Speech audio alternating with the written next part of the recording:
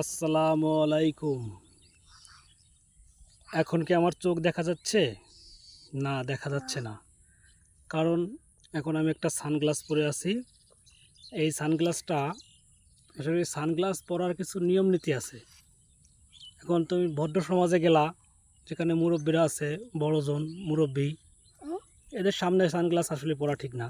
কারণ কথা বলার সময় সানগ্লাস পরে থাকলে মানুষ বেয়াদব মনে করে। তুমি সাদা গ্লাস আছে, ওইগুলো পরে সবসময় তুমি থাকো, তাহলে একটা স্বাভাবিক ব্যাপার। আর এখন এই সানগ্লাস পরে লাইভে আসার একটাই কারণ, এই সানগ্লাসটা আমাকে গিফট করছে একজন।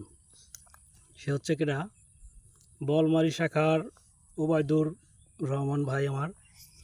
ওই শাখায় গেছিলাম গত শুক্রবারে, মেডিকেল রিপোর্ট করানোর পরে। যাওয়ার পরে ওখানে সানগ্লাসটা আমি পরছি না, খাটে ছিল, পরছি। উনি আমার বলতে সাইড অনেক সুন্দর লাগছে আপনাকে, তো সানগ্লাসটা আপনাকে আমি গিফট করে দিলাম। আমি বললাম ভাই অসংখ্য ধন্যবাদ, আপনার সানগ্লাস নিয়ে একটা ভিডিও হবে। সানগ্লাস কোথায় কোথায় পরা যায়, কোথায় কোথায় পরা যায় না। একটা হচ্ছে সানগ্লাস বাইক চালানোর সময় মূলত পরা যায়, কিন্তু সাধারণত এমনি বাইক ছাড়া সানগ্লাস পরলে কেমন ধরনের একটা আনইজি লাগে। আমরা তো দাঁড়া একটু কথা বলতে যাবো।